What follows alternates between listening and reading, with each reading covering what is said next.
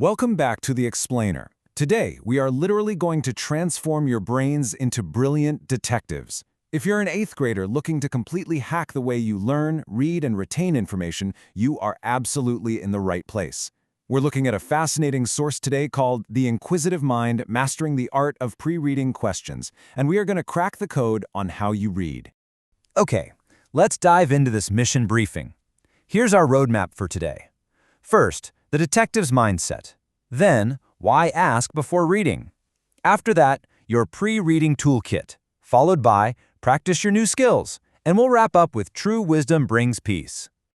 All right, Section 1, the detective's mindset, building curiosity before you read. You see, being curious isn't just some clever academic trick to pass the time. It's actually foundational. To really ground this mindset, let's look at a relevant scripture from Matthew chapter 7, verse 7. Ask, and it will be given to you. Seek, and you will find. It's absolutely crucial to realize that asking questions is the ultimate, proven way to seek knowledge. When you ask, you're literally prepping your mind to receive the answer. So what exactly are we investigating today? Well, a pre-reading question is simply a question asked before reading to build curiosity and prepare your mind to understand and remember the text. Notice those keywords: prepare, understand, and remember. We aren't just reading to get it over with, right? We are preparing our brains to actually hold on to that information. Moving on to Section 2, why ask before reading? Setting your investigation goals. Now you might be wondering, why shouldn't we just jump straight into reading a massive textbook chapter blind? Well, and this brilliantly illustrates the point. Reading without questions is like wandering aimlessly. You're kind of just staring at words on a page, hoping something sticks. But reading with questions? Boom! Suddenly your brain is like a detective on a case with a very specific goal. You are actively hunting for clues. By setting a goal for what you want to find, you automatically activate your prior knowledge. Basically, your brain pulls up things you already know, making it so much easier to connect new info to the old stuff. In school, this really guides your focus so you can pick out the relevant facts for a test. But honestly, it's not just for school. In everyday life, doing this before reading an instruction manual, a news article, or even just a great novel helps you stay completely attentive and engaged. All right, Section 3, your pre-reading toolkit, how to investigate a text.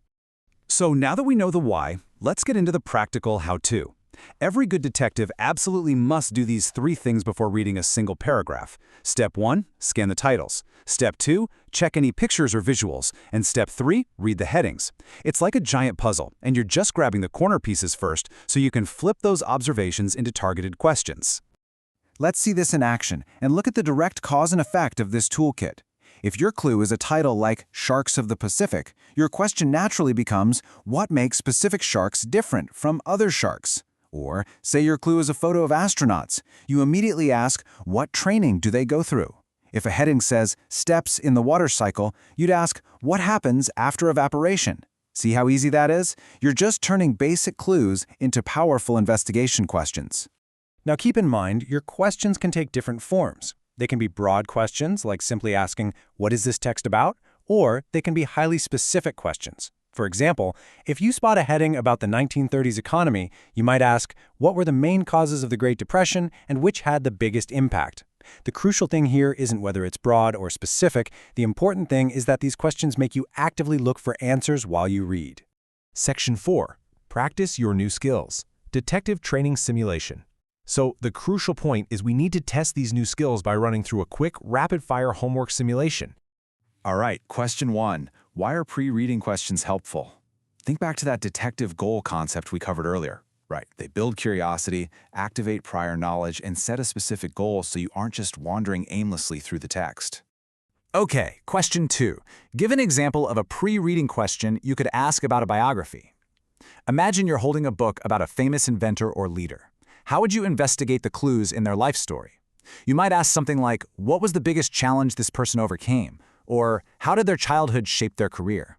Moving right along to question 3, how can scanning headings help you make pre-reading questions? Remember our 3-step toolkit? Headings literally tell you the main idea of the upcoming paragraphs. By turning that heading into a question, your brain instantly starts hunting for the specific details that support that main idea. Question 4. What is the difference between a broad and a specific pre-reading question? Think back to that Great Depression example we just looked at. A broad question gives you a general overview, like what is this about? A specific question targets a distinct detail or comparison, like which cause had the biggest impact.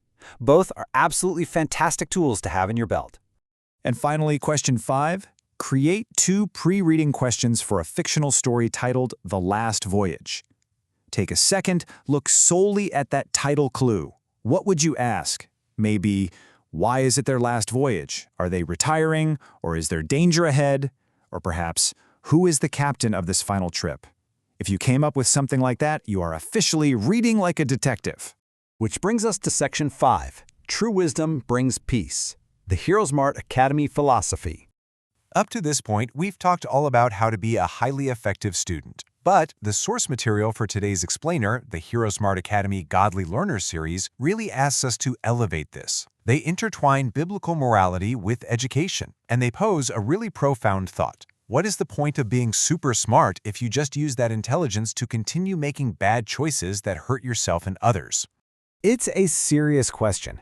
Education without morality can absolutely lead to making bad choices that hurt. You might have all the facts in the world, but no compass on how to actually use them. But education paired with morality, that leads to true wisdom and spiritual peace. It creates safety, and it gives a much deeper purpose to all your academic skills. Now, what's really interesting about this slide is how this philosophy ties everything together with Romans chapter 8, verses 6 through 7. This scripture promises peace of mind to everyone who keeps his or her mind spiritual. This gives all your academic efforts, the reading, the questioning, the whole detective shebang, an eternal, peaceful purpose. It's not just about getting an A on a test, it's about cultivating a genuinely peaceful, wise mind. So, I want to leave you, our brilliant young detectives, with this final provocative thought. You now have the incredible pre-reading tools to seek knowledge. You know how to scan, ask, and investigate. But will you use those tools to seek true wisdom? Will you apply both your academic reading skills and your spiritual morality to everything you learn? Thank you so much for joining me for this explainer today. Take these skills, ask great questions, and keep seeking. I'll see you next time.